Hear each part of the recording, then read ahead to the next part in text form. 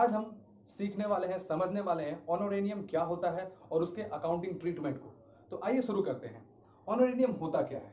जब कोई व्यक्ति हमारे ऑर्गेनाइजेशन को कोई भी सर्विस फ्री ऑफ कॉस्ट दे, कोई भी सर्विस अपने इच्छा से फ्री ऑफ कॉस्ट दे और हम उस व्यक्ति का सम्मान करने के लिए, ऑनर देने के लिए उनको कुछ अमाउंट या उन पे जिस तरह का भी खर्चा करेंगे तो वो एनपीओ के लिए क्या होगा?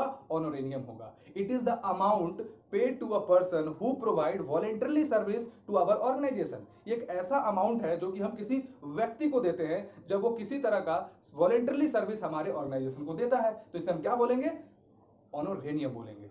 सर, क्या ये ऑनोरेनियम एनपीओ के लिए एक एक्सपेंसेस होगा? बिल्कुल एक्सपेंसेस होगा। किस नेचर का एक्सपेंसेस होगा सर? तो ये एक रेवेन्यू नेचर का एक्सपेंसेस होगा, जो कि बार बार जब भी कोई भी पर्सन हमारे ऑर्गेनाइजेशन को किसी भी तरह का सर्विस देता है और हम उन्हें ऑनर करने के लिए, this amount express the gratitude towards the person rather than the payment of service. ये जो अमाउंट जो हम उस व्यक्ति को देंगे जब वो हमें किसी तरह का सर्विस प्रोवाइड करेंगे, तो ये क्या दर्शाता है? उनके सर्विस का पेमेंट नहीं, उनके प्रति सम्मान को। जब जब कोई भी व्यक्ति हमारे ऑर्गेनाइजेशन को किसी भी तरह का सर्विस दे। एक एग्जांपल हम आपके सामने लेते हैं। सपोज डॉक्टर नरेश तरहरा, आप लोग में से कितने लोग उन्हें जानते हैं? वो हमारे इंडिया के one of the top most heart surgeon में से हैं। सपोज करिए कि मैं एक एनपीओ हॉस्पिटल चलाता हूं और वो मेरे हॉस्पिटल में एक सर्जरी के लिए आए और उसके बाद हमारे ऑर्गेनाइजेशन ने, हमारे हॉस्पिटल ने उनको ऑनर करने के लिए एक शील्ड, एक ट्रॉफी, या फिर आप सब कह सकते हो कि एक टोकन मनी 1001 रुपीज का उनको अगर दिया।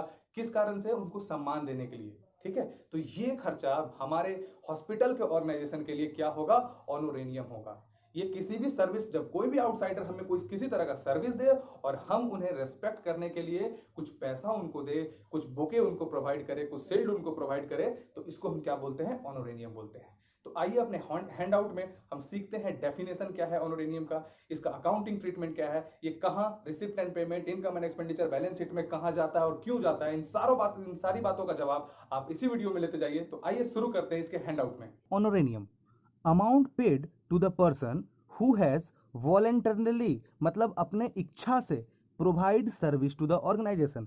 हम लोग किसी भी इंसान को, किसी भी पर्सन को पैसा देते हैं जो कि अपने इच्छा से सर्विस प्रोवाइड किया है। किसको? ऑर्गेनाइजेशन को। विच विल नॉर्मली रिक्वायर्ड्स अ फी, जो कि नॉर्मली फी रिक्वायर्ड, जिनके लिए हमें नॉर्मली उनको पैसा देना होता, लेकिन वो यहाँ पे वॉलेंटरली अपने इच्छा से हमें सर्विस प्रोवाइड किए हैं। ठीक है, और इसके लिए हम उनको क्या कर रहे हैं? पेमेंट कर रहे हैं।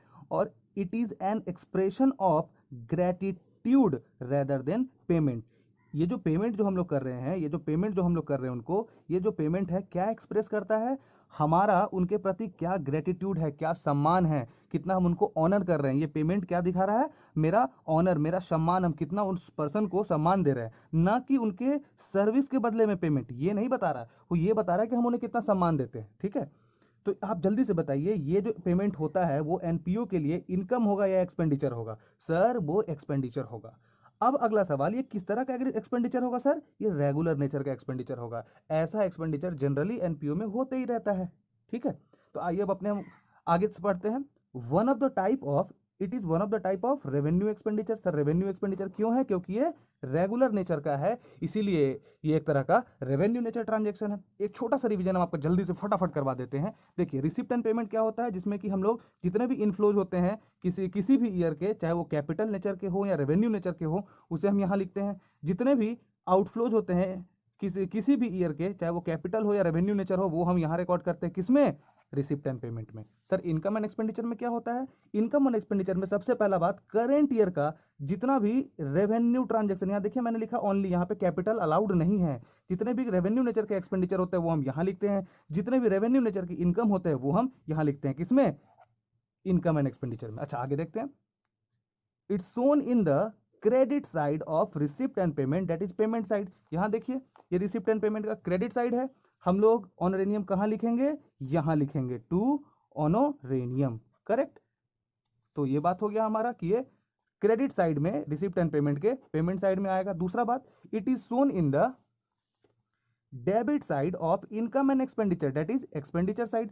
वो भी देख लेते हैं हम लोग। ये देखिए, income and expenditure side, income and expenditure account है, इसके डेबिट साइड मतलब इधर। अच्छा सर, ये किस तरह का ट्रांजेक्शन है? ये रेवेन्यू नेचर ट्रांजेक्शन है, इसीलिए ये इनकम एंड एक्सपेंडिचर में यहाँ पे क्रेडिट डेबिट साइड में टू ऑनोरेनियम यहाँ पे रिकॉर्ड होगा। तो इसी तरह हम देख लिए कि कैसे honorarium debit income receipt and payment में रिकॉर्ड होता है पेमेंट साइड में, इनकम एंड एक्सपेंडिचर में डेबिट साइड में कैसे रिकॉर्ड होता है, और बैलेंस शीट में नो एंट्री, बैलेंस शीट में हम लोग एंट्री नहीं करते क्योंकि एक तरह का एक्सपेंडिचर है। बैलेंस शीट में तो जनरली एसेट्स एंड लाइबिलिटीज का एंट्री होता है। तो थैंक यू वेरी मच बच्चों। नेक्स्ट क्लास में हम आपको मिलेंगे एक नए स्पेशल आइटम जिसका नाम होगा लाइफ मेंबरशिप फी।